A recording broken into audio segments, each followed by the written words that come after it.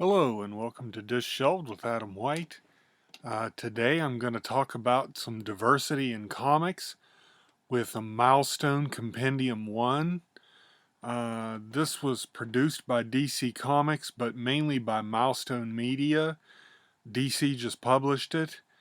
It came out back in 1993, which is admittedly way too long ago. uh, I was in high school. I never really saw these when they first came out because of the state I live in. The only places I could get comics were the spinner racks in convenience stores back when they had such a thing. For those of you who don't know, it was just a tall thing with racks around it where you'd put comic books and you could select from about, I don't know, 16 or so different comics, and they mainly had whatever the main Marvel and DC were. And or I could drive over an hour to a comic store where I could get any X-Men comic I wanted, or Batman and Superman, and the occasional Image comic when it came out, whenever they deemed fit to put one out. So none of the places that I had access to ever had any Milestone comics, which is really a shame because I just finished reading this and I really enjoyed it. Uh, it had an all-star list of creators. Dwayne McDuffie was the lead writer, and everything he touched in this was turned to gold. He was an excellent writer and really did a great job with everything in this and kind of spearheading the whole thing. Uh, had John Washington III too, and Ivan Velez Jr. as writers. Uh, it had for the I just don't want to forget anyone here. It had Doc Bright, Dennis Cowan, John Paul Leone, Chris Cross, lots of top talent uh, early in the stages of their career. Chris Cross went on to do a long run with Peter David on Captain Marvel that was really excellent. And Doc Bright did, he had an extended run on Green Lantern, and more importantly, he was part of the creative team for Quantum and Woody, which is one of the best comics of all time. And I mean, they just top tier talent on this book. I can't say enough good things about the talent that they had doing this. Now, the reason I think that I never had access to it is because these were considered books for basically a non-white audience, which I'm in West Virginia and there's not much of a non-white audience here, which is a shame, but that's just the way it is. And that's the reason I think I never had access to these, because if I did, I would have bought these instead of probably X-Men because they were really good. It had characters Hardware, who is kind of reminded me of Iron Man a little bit. I mean, just in the way he wore a suit to do his superheroics. But Curtis Metcalf, who is Hardware, is way more interesting than Tony Stark. And he started out in his comic using his platform as a hero, essentially. He didn't really see himself as a hero. He saw himself out for revenge for something that had happened to him. And he talks to a confidant, and she really gets to him and says, you know, do you want to use this for revenge, or do you want to actually do some good in this world? And so he struggles with that because he does want revenge against this person that he's in. I won't say who, but um, he really has to think about, you know, do I want to be a hero? And if I do, what do I need to change about the way I operate? And it's just a really fascinating story, and he struggles with that throughout. So, you know, can you get revenge on someone and be a hero at the same time, or do you have to choose? Another one of my favorites in this was Static. There was later a cartoon series of Static Shock. I've never seen it, but um, I'll have to look that up because Static was awesome. About a young man named Virgil Hawkins who gets uh, sort of electric powers at this. They call it the Big Bang, where a chemical was leaked out that the police said was tear gas, but it ended up killing a bunch of people, and the people it didn't kill, it gave superpowers to. So that's kind of a theme running through all these comics in here. Uh, that and he got these electricity powers, and he uses them really smartly. He's a smart kid. He kind of reminds me in the vein of Peter Parker because he's a high school student, but he's really smart, and he uses his powers in a smart way. He does all sorts. I mean, he like rides a metal disc that he can fly through the air on, and I mean, he uses it in multiple ways that really show his intelligence because he does really well in school, and he does it at the expense of being able to not keep a job. He to not keep a job and get in trouble with his mom all the time, and so he's got those same kind of uh, problems that Peter Parker had. Now, I'm not saying these characters are based on those characters. They're not. I don't think they were going for total originality in terms of what the characters did. They were going for originality with the types of stories they were telling with minority characters. I hate to use the word minority, but uh, a diverse characters with mostly black and Latino characters and Asian characters.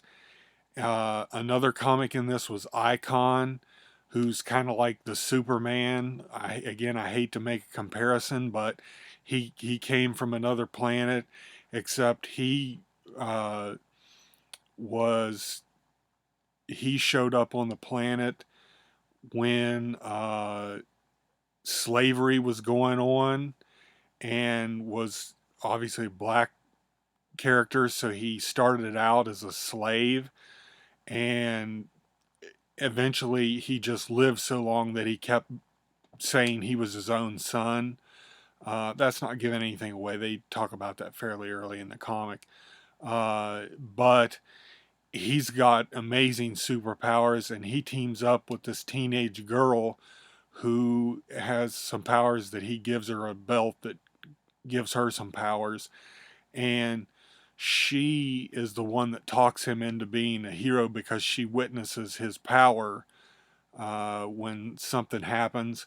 And she's like, man, you should be using that to help people because he had never really done that before. And so she talks him into being a superhero. And the other major comic in this was Blood Syndicate. And it was a team of really a gang that all ended up from the Big Bang with superpowers, and they were trying to they have that same kind of dilemma of, well, what do we do with these powers we got? Do we do it to become the best gang, or should we do them to help people, or what are we going to use these powers for? But anyway, all these, there was one comic called Zombie with an X. It started with an X. I thought it started out really well. It was a very interesting first issue or two, but then it didn't seem like they really knew what to do with it because it was kind of a cross between science and religion. And I will say that as I got to the later issues of that, I kind of just skipped through them a little bit because the zombie ones just didn't really work for me. So, I mean, but that was a smaller part of this compendium. But all the others, Hardware, Static, Icon, Blood Syndicate, awesome, awesome comics. And they were coming out at a time when, it was like I said, they were published by DC Comics, and DC had like John Stewart Green Lantern and Black Lightning, and that was pretty much it. And there was a real lack of diversity. Now, Marvel wasn't a whole lot better. They had Black Panther and Blade and Luke Cage and the unfortunately named Black Goliath, who was only around for a while in the 70s. Um, but so Marvel was doing a little bit better job with it, but not a whole lot. But DC was really lacking in terms of their diversity. This was groundbreaking, especially in 1993. They had lots of themes, such as, obviously racism was a theme in it, homosexuality, teenage pregnancy, um, just the things that, a diverse cast of characters had to deal with that was different from what all the white superheroes dealt with. Uh, and none of those things were the main story. They didn't hit you over the head with it. It was just part of the story. It was an element of the story. They still told really good superhero stories in this. And like I said, had I had access to these when they first came out, these probably would have been my favorite comics. And I mean, I don't just say that to say it. I really honestly enjoyed these comics a lot. Like I said, at the time, it was all X-Men and uh, Superman getting killed and Batman breaking his back and crossovers and event comics and the beginning of Image, uh, whose books weren't that great when they started out, and were all pretty much copies of whatever they were doing at Marvel at the time. Uh, but these were really good, solid comics, and they took place in their own Dakota verse. Dakota was the city that it took place in, and so they were unhindered by continuity of other stuff. Uh, I think they had a later crossover one time with some DC characters, the Superman characters especially. That's in the Compendium 2, which just came out, which I have on order. It's on its way. I don't have it yet, but I'm really looking forward to it, and I honestly hope that they make compendiums to collect everything that they ever did in Milestone, because I'm really interested in reading all of it. It is just excellent. Now, like I said, Dwayne McDuffie kind of spearheaded it as the main writer, and everything in it that he wrote or co-wrote was just absolutely solid, totally excellent. I read at the end, when I got to the end though, and read the character, or not the character, but the creator bios, that Dwayne McDuffie had an undergraduate degree in English. He had a graduate degree in physics. And then he also went back to school at NYU at the Tisch School of the Arts and got a film degree too, which is where I got mine. So we're both alumni, so that's cool. But what I didn't know was that he, unfortunately, he died in 2011 which I didn't know because I've always known his name and known he was a comic creator, and I've read some of the other stuff that he'd done for the the main big two companies. But I was really sad to read that because he was such an I mean, it's sad anyway because he's a human being, but I was really sad to read that because comics lost a really talented creator, and I really think that this is a testament uh, to his uh, really genius at being a comic creator. But anyway, Milestone Compendium 1, Compendium 2 just came out. Like I said, I've got it on order. It's on the way, but it's a super huge book. But I'm really glad that DC decided to put this compendium out, this compendium series out, because these are excellent, excellent stories. And I can't highly recommend this enough. And like I said, it coming out beginning in 1993, I mean, they were really groundbreaking. And I just wish they would have got more of a publicity and a wider distribution so that people could have seen the excellence in these comics. And like I said, the artists were all fantastic. The writers were good. It was just really, really excellent stuff. And I hope that you will give it a shot because you can get it pretty cheap on in stock trades, about half price usually. And it's a lot of great comics reading. And whereas you can read X-Men or something from the early 90s and say, yeah, that was early 90s, this doesn't really have that. This has a more timeless quality to it, like the early Marvel stuff did, uh, to where you're not really pegged down to a date in specific. Uh, I mean, there is a little bit of 90s to it, but it really stands on its own today, too. And it just shows how little far we've come in having diversity in comics. There's a little bit more of it in the main DC and Marvel now, not a great amount, but this really this is diversity in comics right here, is Milestone.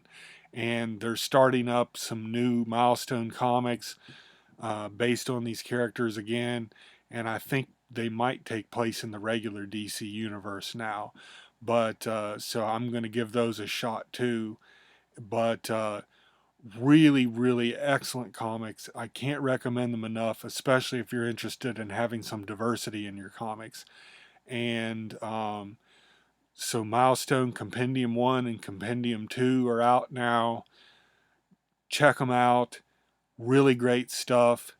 And thank you for hanging out with me. And I will see you guys next week.